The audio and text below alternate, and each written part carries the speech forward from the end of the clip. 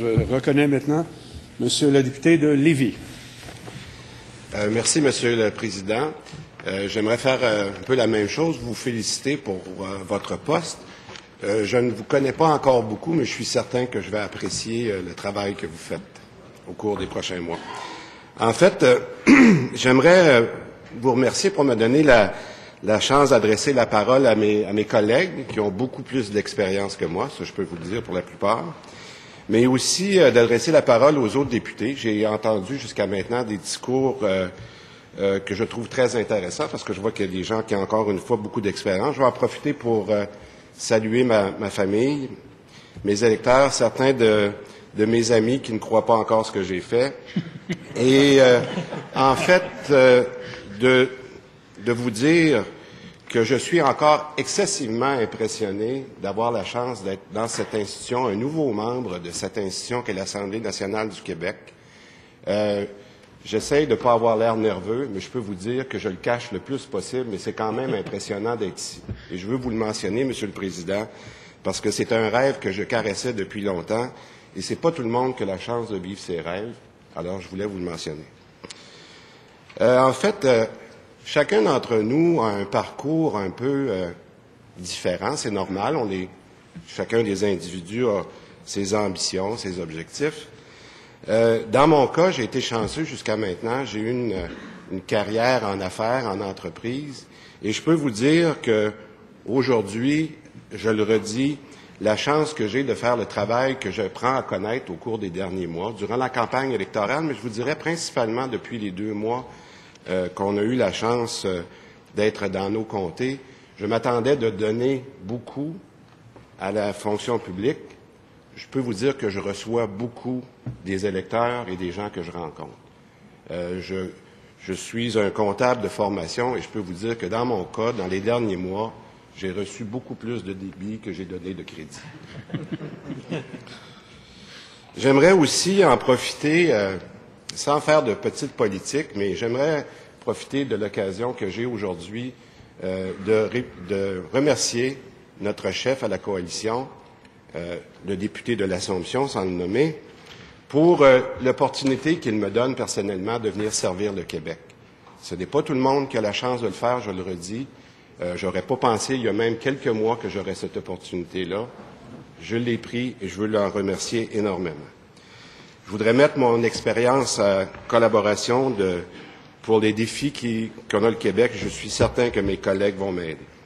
Pourquoi Lévis? Écoutez, mon père était un capitaine de bateau qui vient du bas du fleuve. J'ai eu la chance, quand j'étais un petit garçon, d'aller passer du temps, quand mon père était là, chez mes grands-parents à Saint-Jean-Port-Joli. On passait toujours par Lévis parce qu'on était à Québec, alors on passait par Lévis. Dans ce temps-là, il n'y avait pas l'autoroute. Là, je me rajeunis pas en disant ça.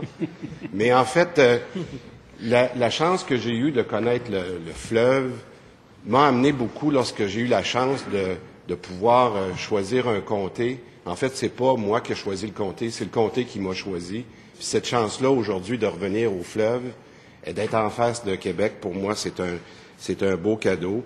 Alors, dans certains cas, je peux vous dire que les gens disent que j'ai la chance d'être ici, puis je vais arrêter parce que des fois, je trouve ça un petit peu émouvant.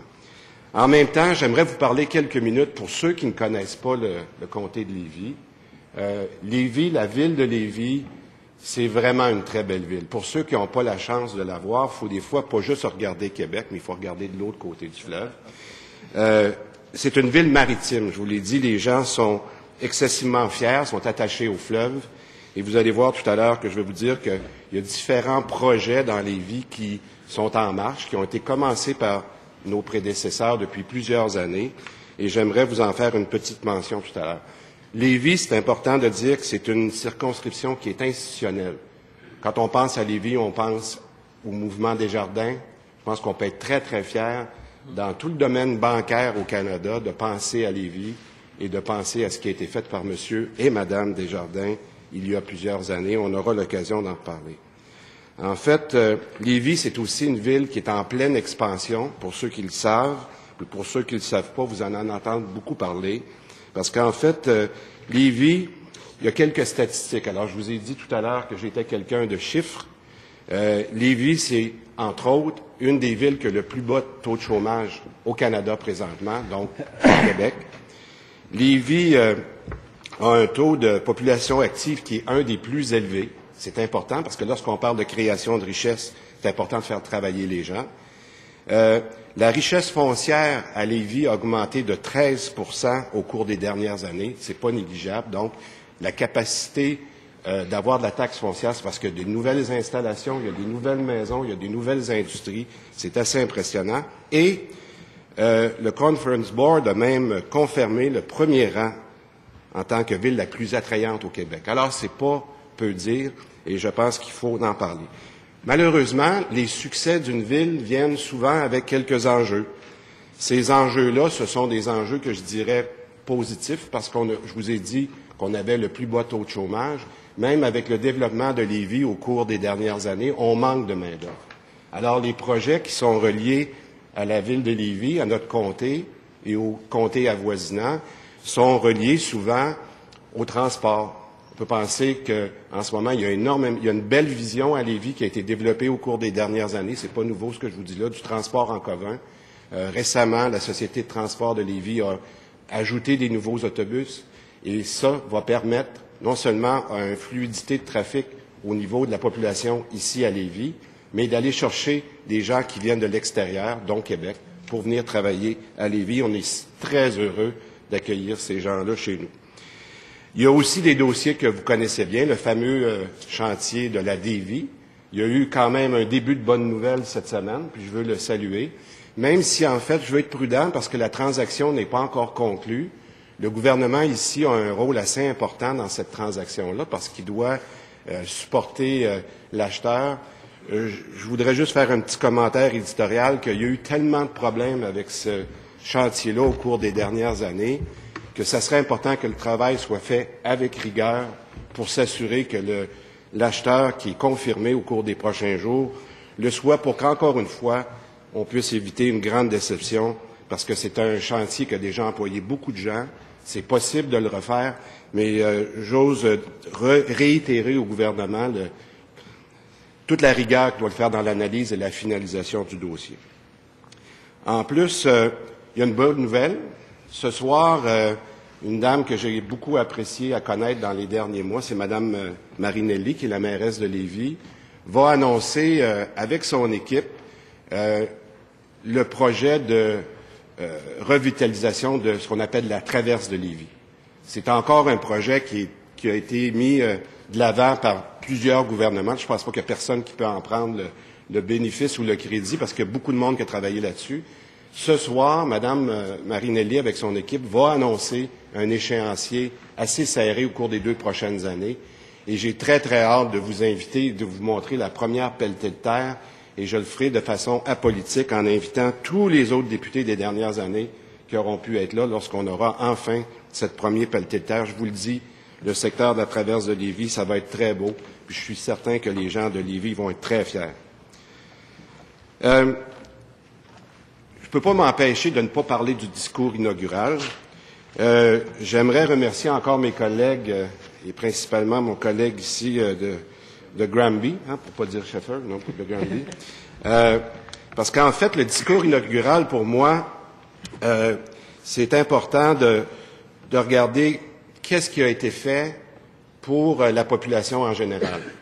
Vous savez, je pense qu'on a tous, en tout cas moi, ce que je viens avec mes rêves quand je viens ici, c'est qu'on a tous les mêmes objectifs pour à peu près tout le monde. Hein? On pense qu'on vient pour représenter les citoyens, mais c'est les citoyens, le gouvernement a bien dit, et je l'ai entendu, qu'on voulait être le gouvernement de tout le monde. Mais ça, tout le monde, c'est pas juste de créer de la chicane, puis de mettre les riches contre les pauvres, puis les francophones contre les anglophones. C'est d'être le gouvernement pour tous, c'est-à-dire les plus démunis, les gens les familles monoparentales, etc., les jeunes, les étudiants, les non-étudiants. Et j'aimerais ça que le gouvernement s'en rappelle, parce que je n'ai pas tout à fait entendu ça depuis quelques semaines. Je terminerai en disant que j'ai beaucoup d'impatience. Je ne reviendrai pas sur ce que le député de Granby a dit tout à l'heure par rapport au budget lui-même. J'attends qu'on va respecter des principes. Le gouvernement avait bien dit qui allait soulager la classe moyenne en éliminant la taxe santé. Ça n'a pas été fait. Il faut absolument arrêter de rire puis de parler de transfert d'une classe des riches aux pauvres et vice-versa. On doit éliminer l'impôt pour tout le monde. Il ne doit pas y avoir d'augmentation. Le Québec, les Québécois sont les plus taxés en Amérique, n'ont pas les moyens. Et je ne peux pas m'empêcher de prendre les dernières secondes pour remercier des gens qui sont très importants pour moi. C'est ma petite famille. Et j'aimerais penser à Charles-Olivier, à Alexandre, à Isabelle, à ma conjointe Josée, de me laisser la chance de vivre ce beau rêve-là. Et je vous en remercie. Merci beaucoup.